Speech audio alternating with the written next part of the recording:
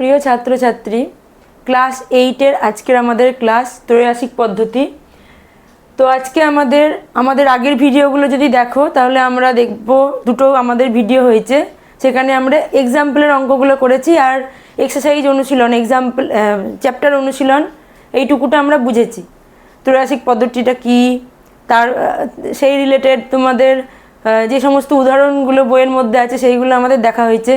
আজকে আমাদের কাজ হচ্ছে কোষে দেখি 10.1, মানে এক্সারসাইজের অঙ্কে ঢুকবো আমরা। 10.1 অঙ্ক নাম্বার 1, এটা হচ্ছে অধ্যায় 10। তো প্রথম অঙ্কটা আমরা দেখি কি বলছে। আজ আমার বাবা 390 টাকায় 15 কিগ্রা চাল কিনে এনেছেন। যদি 17 কিগ্রা একই রকমের চাল কিনতেন তবে বাবা কত টাকা খরচা করতেন, ত্রৈমাসিক পদ্ধতিতে হিসাব করো। তো তোমরা যদি বাবাদের সঙ্গে বাজার করতে যাও তাহলে দেখবে তুমি 2 কেজি চালের একটা প্যাকেট কিনলা, তাতে দেখবা যেরকম খরচ হচ্ছে। যদি 10 কেজি চালের প্যাকেট কিনো তাহলে অবশ্যই তার থেকে দেখবা 5 গুণ বেশি টাকা খরচা লাগছে। আবার তুমি 15 কেজি চাল কেনো, 20 কেজি চাল কেনো, স্বাভাবিকভাবেই খরচের পরিমাণটা আমাদের রেশিও অনুযায়ী বেড়ে যাবে, অনুপাত অনুযায়ী একটা রেশিও অনুযায়ী আমরা দেখব বেড়ে যাচ্ছে। বাবাদের সঙ্গে বাজারে গিয়ে দেখো যে তুমি চাল দেখো 15 কিগ্রা চাল আছে, যেটা সেখানে যেহেতু 390 টাকা দেখাচ্ছে, এখানে 15 কিগ্রার দরুন 390 টাকা দেখাচ্ছে, তাহলে তুমি যদি হিসাব করো স্বাভাবিক সেন্স থেকে তাহলে 17 কিগ্রা চালের কী হবে, দামটা কমে যাবে না বেড়ে যাবে? অবশ্যই বেড়ে যাবে। তাহলে এই যে একটা বাড়ালে আর একটা বাড়ছে, আমাদের একটা বাড়ালে আর একটা বাড়ছে, এই ঘটনাটাকে আমরা কি বলি? এই ঘটনাটাকে আমরা বলি সমবৃদ্ধি, অর্থাৎ সরল সম্পর্কে আছে। দুটো সম্পর্ক আমাদের এখানে সরল সম্পর্কে আছে। সম্পর্ক দুটো কি দেখো, চালের পরিমাণ একটা আর একটা হচ্ছে টাকা। এই দুটো সম্পর্ক, একটা চালের পরিমাণ আর একটা টাকা, এই দুটো আমাদের দেখছি সরল সম্পর্কে আছে, মানে একটা বাড়ালে আর একটা বাড়ছে। তাহলে আমরা আগে ত্রৈমাসিক পদ্ধতির মাধ্যমে আমরা সম্পর্ক দুটো পাশাপাশি লিখে নেব। কি বললাম?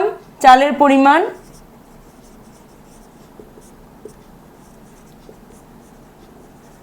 আর একটা দিকে হচ্ছে টাকার পরিমাণ।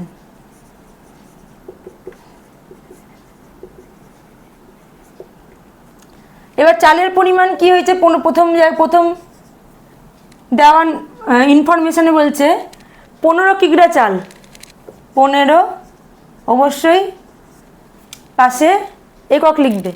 তাহলে 15 কিগ্রা চাল, টাকার পরিমাণ কত? 390 টাকা। এবার নেক্সট 17 কিগ্রা চাল, তাহলে তিনি কত টাকা খরচা করতেন? কত টাকা আমরা জানি না, এটা আমাদের বার করতে হবে। প্রথমেই লিখে নিতে হবে চালের পরিমাণ ও টাকার পরিমাণ সম্পর্ক দুটি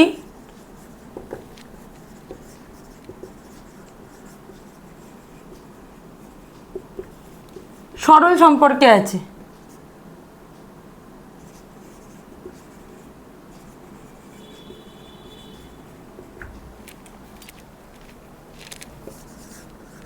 বা সরল অনুপাতে আছে, সরল অনুপাতে আছে। সম্পর্ক না লিখে সরল অনুপাত লিখো। তাহলে সরল অনুপাতে থাকলে আমরা কি শিখেছিলাম? আমরা যদি এটাকে অ্যারো চিহ্নটাকে যদি আমরা এই দিক থেকে উপরের দিকে পাঠাই তাহলে এখানকার অ্যারো চিহ্নটাও নিচ থেকে উপরের দিকে যাবে। এটাই সরল সম্পর্কের আমাদের দেখেছিলাম, সরল অনুপাতটা এইভাবেই নিতে হয়। তাহলে সেই ক্ষেত্রে আমরা এখানে যদি কিছু নাই মানে এক্স ধরি, বা জিজ্ঞাসা চিহ্নও লিখতে পারো, এক্সও লিখতে পারো। তাহলে এক্স বাই 390 এদিকে কি হবে, একই রকমভাবে 17/15।